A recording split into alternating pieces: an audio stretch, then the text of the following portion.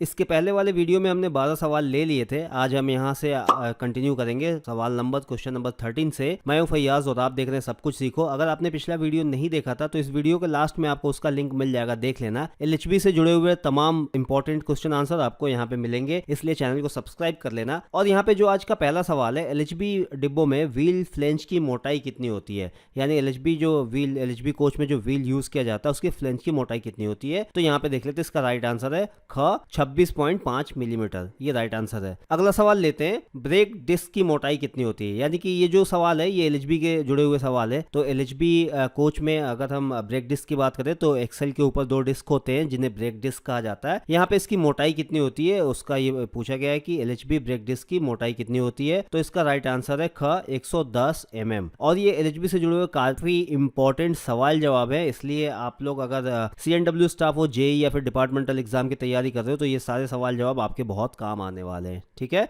तो ध्यान से एक एक चीज देखिएगा। आपको कितने इसमें से सवाल के आंसर पता है कमेंट करके जरूर बताइएगा। ठीक है, अगला सवाल लेते हैं, सवाल नंबर 15, और ये है ब्रेक डिस्क का डायमीटर क्या होता है। यानी ब्रेक जो डिस्क लगी होती है उसका डायमीटर क्या होता है। 650, 630, 640, 645। तो इसका राइट आंसर है ग 640 mm। यानी जो ब्रेक डिस्क लगी होती है जो उसका डायमीटर होता है वो होता है 640 mm। सॉरी।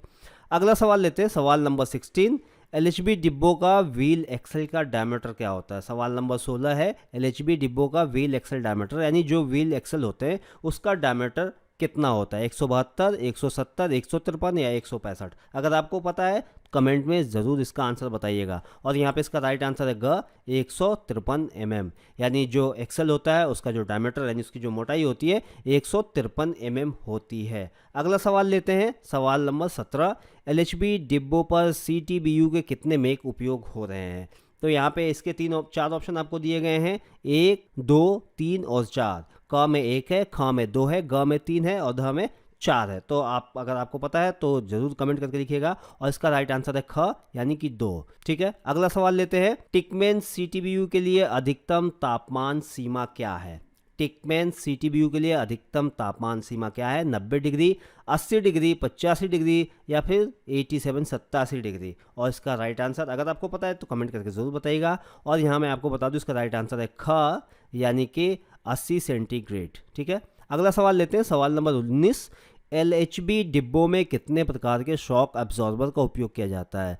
जैसे कि आईसीएफ डिब्बों में शॉक एब्जॉर्बर का उपयोग किया जाता था, लेकिन उसमें 2 शॉक एब्जॉर्बर लगाए जाते थे। लेकिन एलएचबी में बहुत सारे शॉक एब्जॉर्बर लगते हैं। एक कोच की बात की जाए या फिर एक बॉगी की बात की जाए तो बहुत सारे उसमें शॉक एब्जॉर्बर का इस्तेमाल किया जाता है। तो यहाँ पे कितने टाइप यानी कितने प्रकार के शॉक एब्जॉर्बर का इस्तेमाल किया जाता है वो पूछा गया है। कितने शॉक एब्जॉर्बर नहीं, कितने प्रकार के शॉक एब्जॉर्बर का यहाँ पे इस्तेमाल किया गया। तो इसका राइट आंसर है ग 4, यानी कि एलएचबी डिब्बों में 4 प्रकार के शॉक एब्जॉर्बर का इस्तेमाल किया जाता है। अगला सवाल है, एलएचबी डिब्बों में कितने शॉक एब्जॉर्बर का उपयोग किया जाता है। यानी कि अब ये पूछा जा रहा है कि एक डिब्बे में कितने सॉकअप का इस्तेमाल किया जाता है। पहले तो था कि कितने प्रकार का, तो 4 प्रकार के सॉकअप का इस्तेमाल किया जाता था।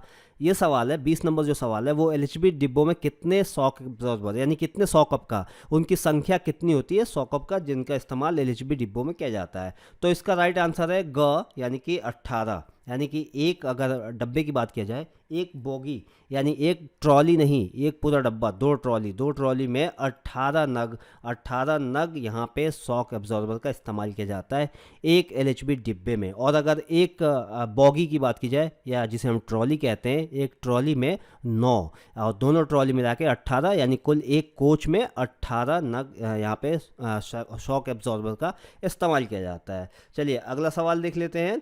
यहाँ पे है, बोगी और कार बॉडी के बीच जुड़े शॉक एब्जॉर्बर का नाम क्या है। जो सॉकअप बॉडी और कार बॉडी यानी कि बॉगी और कार बॉडी के बीच में रहता है, यहाँ पे बॉगी किसको कहा जाता है, ट्रॉली को, जो कि नीचे होता है, और यहाँ कार बॉडी यानी ऊपर कोच बॉडी। ठीक है, तो बॉगी और कार बॉडी के बीच जुड़े सॉकअप का नाम क्या है। 4 ऑप्शन है यहाँ पे, प्राइमरी, सेकेंडरी, यॉर्ड एम्पायर, इनमें से कोई नहीं। तो अगर आपको इसका राइट आंसर पता है तो कमेंट करके जरूर बताइएगा। और अगर नहीं पता है तो मैं आपको बता देता हूँ, इसका राइट आंसर है ग यानी यॉर्ड एम्पर। इसको यॉर्ड एम्पर कहते हैं। ये वाई के आकार जैसा होता है जो आपको बाहर से ही दिख जाता है। इसका एक सिरा कोच में ऊपर जुड़ा होता है और दूसरा सिरा नीचे यहाँ पे बोगी में यानी कि ट्रॉली के साथ जुड़ा होता है। अगला सवाल देख लेते हैं, दो डिब्बों को जोड़ने के लिए सबसे इम्पॉर्टेंट शर्त क्या है, यानी वो कौन सी कंडीशन है दो डिब्बों को जोड़ने के लिए जो सबसे इम्पॉर्टेंट है। पहला है दोनों कपलर्स अलाइनमेंट में होने चाहिए, यानी दोनों जो इसके सीबीसी कपलर है वो अलाइनमेंट में होना चाहिए, यानी एक दूसरे के बिल्कुल सीध में होनी चाहिए। दोनों कपलर्स गैदरिंग रेंज में होने चाहिए, दोनों यानी क और ख दोनों आंसर सही है, या फिर ध इनमें से कोई नहीं। अब ये बहुत इंपॉर्टेंट सवाल है, अगर आपको ये आता है तो कमेंट करके ज़रूर बताइएगा कि इसका आंसर क्या होगा, और अगर नहीं आता है तो मैं आपको बता देता हूँ। और इसका राइट आंसर है ग, यानी कि दोनों। इसका राइट आंसर है ये ग, यानी दोनों, यानी कि दोनों कपलर अलाइनमेंट में होने चाहिए और दोनों कपलर्स गैदरिंग रेंज में भी होने चाहिए। अगर ऐसा पोजीशन होगा तभी दो डिब्बे आपस में जुड़ेंगे। ये सारे सवाल जवाब एलएचबी के हैं, ये काफ़ी इंपॉर्टेंट एलएचबी के सवाल जवाब हैं। ऐसे बहुत सारे सवाल जवाब मैं आपके लिए कंटिन्यू लेके आने वाले हूँ, ऐसे वीडियोस जिसमें सारे सवाल जवाब आपको मिलेंगे। और ये सारे सवाल जवाब आपको लास्ट में मैं आपको पीडीएफ के रूप में भी दे दूंगा, आप इसको डाउनलोड भी कर सकते हैं। आज के इस वीडियो में नहीं, जब ये पूरा खत्म होगा, ये पूरी सीरीज खत्म होगी, तब मैं आपको ये पीडीएफ के रूप में दे दूंगा। इसलिए चैनल को अगर अभी तक सब्सक्राइब नहीं किया तो कर लीजिए और बेल आइकन बटन दबा दीजिएगा, ताकि आपको नए वीडियो के नोटिफिकेशन लगातार आपको मिल सके और आप इंपॉर्टेंट चीज़ें जान सकें एलएचबी से जुड़ी हुई। चलिए सवाल नंबर हम 23 पे चलते हैं, और सवाल नंबर 23 है एलएचबी के डिब्बों की सीबीसी से लंबाई क्या है, यानी एलएचबी के डिब्बों की जो सीबीसी टू सीबीसी की पूरी लंबाई, पूरे डिब्बे की लंबाई क्या है सीबीसी के साथ। ठीक है, बहुत इंपॉर्टेंट सवाल है ये, ऐसे सवाल है जो डिपार्टमेंटल एग्जाम में बिल्कुल आते ही आते हैं, तो ये सवाल जवाब आप बिल्कुल रट लेना, बिल्कुल भूलना मत। और इसका राइट आंसर है ख, यहाँ पे 24,000 मिलीमीटर। ये हो गई एलएचबी डिब्बों की लंबाई सीबीसी से सीबीसी तक की, तो ये बहुत इंपॉर्टेंट सवाल है। अगला सवाल देख लेते हैं 24 नंबर, एलएचबी डिब्बों का छत से ऊंचाई क्या है। 24 नंबर सवाल, एलएचबी डिब्बों का छत से ऊंचाई क्या है। चार ऑप्शन है, 4200 mm, 4390 mm, 4039 mm और 4190 mm। अगर आपको पता है तो कमेंट करके ज़रूर बताना, और नहीं पता है तो मैं आपको बता देता हूँ। इसका राइट आंसर है ग, 4039 मिलीमीटर, यानी 4039 mm। इसका राइट आंसर है 4039 mm। अगला सवाल देख लेते हैं, सवाल नंबर हमारा 25 है, एलएचबी डिब्बा का राइडिंग इंडेक्स कितना होता है, यानी जो भी एलएचबी कोचेज होते हैं उनकी राइडिंग इंडेक्स कितनी होती है। और ये सवाल भी बहुत इंपॉर्टेंट है, राइडिंग इंडेक्स से ये डिसाइड होता है कि उस कोच में यात्रा करना कितना सुखद है। राइडिंग इंडेक्स से इस चीज़ को डिसाइड करता है। तो एलएचबी कोच का राइडिंग इंडेक्स कितना है, अगर ये सवाल है तो इसका राइट आंसर है ग, यानी 2.5। एलएचबी कोच का राइडिंग इंडेक्स है 2.5। ठीक है, अगला सवाल देख लेते हैं, एलएचबी कोच के इनर व्हील के बीच की दूरी कितनी होती है। ये सारे बहुत इंपॉर्टेंट सवाल है, बहुत ही टेक्निकल सवाल है। अगर आप सीएनडब्ल्यू से हैं तो ये सारे सवाल बिल्कुल याद कर लेना, क्योंकि हर एग्जाम में ये आपसे पूछे जाएंगे। एलएचबी के इनर व्हील की दूरी कितनी होती है, और इसका राइट आंसर क्या है 12,340 का। इसका राइट आंसर है 12,340 मिलीमीटर, ये इसका राइट आंसर है। एलएचबी के इनर व्हील के बीच की दूरी, और इनर व्हील यानी एक कोच के इनर व्हील, दोनों इनर व्हील के बीच की दूरी है ये 12,340 mm। आपको ये सवाल जवाब हर जगह नहीं मिलेंगे, इसलिए बहुत इंपॉर्टेंट है। अगर आप नोट कर रहे हो तो नोट कर लो, अगर वीडियो तेज़ हो रही है तो पॉज कर करके आप देख सकते हो। और अगर आपको ये पूरा पीडीएफ चाहिए जिसमें कम से कम 300-400 सवाल तो ही हैं, अगर आपको ये पीडीएफ चाहिए तो मेरे चैनल को सब्सक्राइब कर लेना, क्योंकि इस सीरीज़ का जब मैं आखिरी वीडियो अपलोड करूँगा तो उसके साथ आपको ये पीडीएफ भी दे दूंगा, जहाँ से आपको ये सारे सवाल जवाब मिल जाएंगे और इसके आंसर भी आपको इसमें मिल जाएंगे। सारे सवाल जवाब और उनके आंसर, सारी चीज़ें आपको मिल जाएंगे, इसलिए चैनल सब्सक्राइब करके बेल आइकन बटन दबा देना। चलो सवाल नंबर 27 देखते हैं। सवाल नंबर 27, सेंटर पिवोट के बीच की दूरी कितनी होती है, यानी दो सेंटर पिवोट के बीच की दूरी यहाँ पे कितनी होती है। सवाल नंबर 27 है और इसका राइट आंसर है ग, यानी कि ये 14,900 mm। ये राइट आंसर है ग, 14,900 mm। अगला सवाल देख लेते हैं, ग्रॉस लोड एवं वॉर्न कंडीशन में अधिकतम स्वीकार्य बफर ड्रॉप कितना होता है। ग्रॉस लोड एवं वॉर्न कंडीशन में अधिकतम स्वीकार्य मैक्सिमम परमिशेबल बफर ड्रॉप कितना होता है। ये 28 नंबर हमारा सवाल है और इसका जो राइट आंसर है वो मैं बता दूं 75 mm ग। इसका राइट आंसर है ग, 75 mm, यानी इससे ज़्यादा दो बफर के बीच में ड्रॉप नहीं हो सकता, दूरी मतलब ऊपर नीचे इससे ज़्यादा नहीं हो सकते। ठीक है, बफर ड्रॉप जो उसको कहते हैं वो है 75 mm। अगला सवाल देख लेते हैं, सवाल नंबर 29, ट्रिप अनुरक्षण शेड्यूल यानी एलएचबी कोच का D1 कितने दिनों में किया जाता है। ये भी बहुत इंपॉर्टेंट सवाल है भाई, एलएचबी से जुड़ा हुआ हर सवाल अपने आप में बहुत इंपॉर्टेंट है, क्योंकि आने वाले इंडियन रेलवे का भविष्य एलएचबी है और जितने भी सवाल जवाब होने हैं, जितनी भी जानकारी होनी है, सारी एलएचबी में होनी है, क्योंकि आईसीएफ कोच तो बनने ही बंद हो गए, तो अब उससे सवाल जवाब जुड़े सवाल जवाब बहुत ही कम मिलेंगे आपको। अब जितने एग्जाम एग्जाम वगैरह होंगे सब में एलएचबी से जुड़ा हुआ सवाल मिलेगा, जिसमें ये शेड्यूल वगैरह D1 D2 D3 जो होता है ये बहुत ही इंपॉर्टेंट चीज़ होता है। तो यहाँ पे सवाल है D1 कितने दिनों में किया जाता है, एलएचबी कोच का D1 कितने दिनों में किया जाता है। सवाल नंबर हमारा 29 और इसका राइट आंसर है ग, यानी प्रत्येक ट्रिप, हर बार जब गाड़ी अपना ट्रिप कंप्लीट करती है उसके बाद जो शेड्यूल किया जाता है उसको D1 शेड्यूल कहते हैं। अब एलएचबी कोच में D2 शेड्यूल कब किया जाता है, कितने दिनों के अंतर पे D2 शेड्यूल किया जाता है। सवाल नंबर 30, कितने दिनों के अंतर पे D2 शेड्यूल किया जाता है। तो इसका राइट आंसर है ख, 30 दिनों +-3, यानी कि 30 दिन होने चाहिए या 3 दिन ज़्यादा या 3 दिन कम, इतने दिनों के अंदर डी शेड्यूल हो जाना चाहिए एलएचबी कोच का। अब D3 देख लेते हैं, सवाल नंबर 31, यहाँ पे सवाल नंबर हमारा 31 है D3, एलएचबी कोच का D3 शेड्यूल कब किया जाता है या फिर कितने दिनों में किया जाता है। ये भी काफ़ी इंपॉर्टेंट सवाल है, ये सारे सवाल जवाब काफ़ी इंपॉर्टेंट है, ध्यान से रट लेना बिल्कुल इन सारे सवाल जवाब को।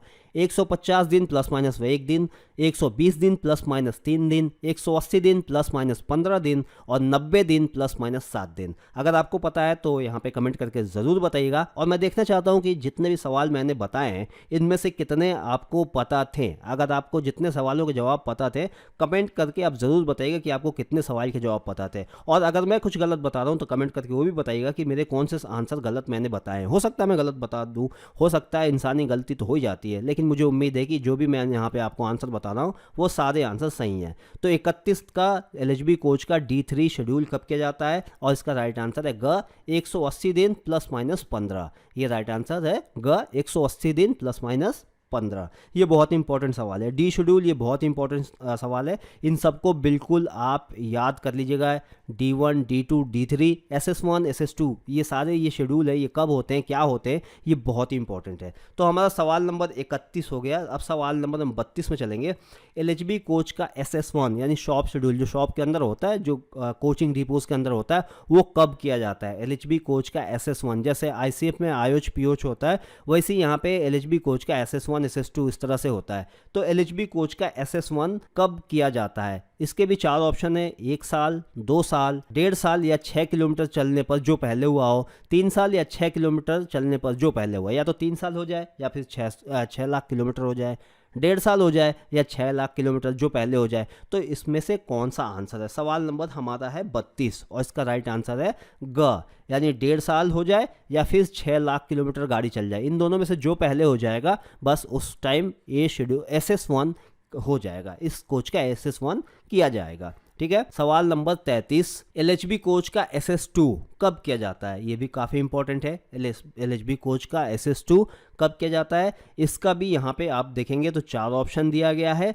1 वर्ष, 2 वर्ष, 1.5 वर्ष या 6 किलोमीटर जो पहले हो जाए, 3 वर्ष या 12 लाख किलोमीटर जो पहले हो जाए। तो इसका राइट क्वेश्चन नंबर ये 33 है और इसका राइट आंसर है घ, यानी कि 3 वर्ष या 12 लाख किलोमीटर जो इनमें से पहले हो जाए, या 3 साल पूरे हो जाए या फिर 12 लाख किलोमीटर वो गाड़ी चल जाए। जब ऐसा हो जाएगा तो वहाँ पे उसका SS2 किया जाएगा वर्कशॉप के अंदर। शॉप शेड्यूल कहलाता है ये SS2। ठीक है, बहुत इंपॉर्टेंट सवाल है, बिल्कुल ध्यान से इन सब चीज़ों को आप नोट करते जाना। अब चलिए अगला सवाल चलते हैं। सवाल नंबर 34, कितने किलोमीटर के आधार पर एलएचबी कोच का SS1 किया जाता है, यानी कि कितने किलोमीटर के आधार पर कितने किलोमीटर गाड़ी चल जाती है, तो यहाँ पे एलएचबी कोच का SS1 शॉप के अंदर किया जाता है। सवाल नंबर 34 और इसका राइट आंसर है ख, 6 लाख किलोमीटर, यानी जब कोच 6 लाख किलोमीटर चल जाता है तो उसका SS1 किया जाता है। कहाँ पे, शॉप में, शॉप शेड्यूल यानी जिसे कोचिंग डिपो भी हम कहते हैं। ठीक है। 35 नंबर अगला सवाल, कितने किलोमीटर के आधार पर एलएचबी कोच का SS2 यानी शॉप शेड्यूल 2 किया जाता है। तो यहाँ पे मुझे लगता है कि आप अगर पहले से ध्यान दिए होंगे इसके पहले वाले सवाल में, तो वहीं पे इसका आंसर छुपा हुआ है और इसका राइट आंसर होगा ग, यानी कि 12 लाख किलोमीटर। ऊपर था इसका राइट आंसर जिसमें बताया गया था कि 3 साल या फिर 12 लाख किलोमीटर जो पहले हो जाए, और यहाँ पे सिर्फ आपको किलोमीटर पूछा जा रहा है तो इसका राइट आंसर 12 लाख होगा। बहुत ही सिंपल। सवाल नंबर 36, यहाँ पे एलएचबी कोच का SS3 कब किया जाता है। अभी तक हमने SS2 की बात करी थी, यहाँ पे है SS3। SS3 कब किया जाता है, 5 वर्ष, 4 वर्ष, 3 वर्ष या फिर 12 लाख किलोमीटर जो पहले हो जाए, 6 साल या फिर 24 लाख किलोमीटर जो पहले हो जाए। तो इसका राइट आंसर क्या है। अच्छा, जितने भी राइट आंसर आपको पता है जरूर बताना कमेंट में, ताकि मुझे भी पता चले कि आप लोगों को कितना पता है, कितनी जानकारी है एलएचबी के बारे में। तो इसका राइट आंसर अभी देख लेते हैं। सवाल नंबर हमारा 36 है और इसका राइट आंसर है घ, यानी कि 6 साल या फिर 24 लाख किलोमीटर, जो इनमें से पहले हो जाए। अगर 6 साल पहले हो जाता है तो शेड्यूल SS3 हो जाएगा, या फिर अगर 6 साल कंप्लीट नहीं होता है लेकिन वो कोच 24 लाख किलोमीटर चल चुका होता है तो भी उसका SS3 किया जा सकता है। तो ये इसका राइट आंसर था। सवाल नंबर 37 देख लेते हैं। LHB कोच डब्बों का आयोज कब किया जाता है? LHB कोच डब्बों का आयोज कब किया जाता है? सवाल नंबर 37 है।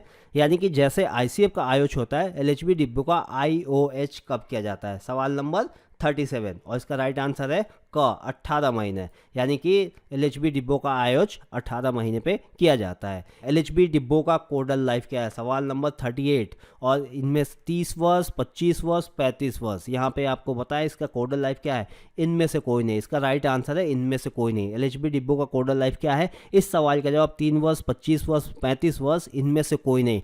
अगला सवाल लेते हैं। आउट स्टेशन में राजधानी के डिब्बों के लिए एयर ब्रेक का ब्रेक पावर कितना होता है? ठीक है, आउट स्टेशन, बहुत ध्यान से समझिएगा इस सवाल को।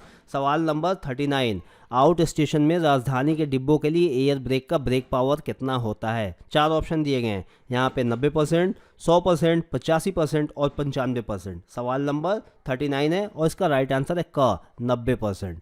सवाल का राइट आंसर क, 90%। अगला सवाल, LHB डिब्बों की कार बॉडी की लंबाई कितनी होती है? LHB डिब्बों के कार बॉडी की लंबाई कितनी होती है? सवाल नंबर 40 है ये और इसका राइट आंसर है ख, 23,540 mm। LHB डिब्बों की कार बॉडी की लंबाई 23,540 मिलीमीटर होती है।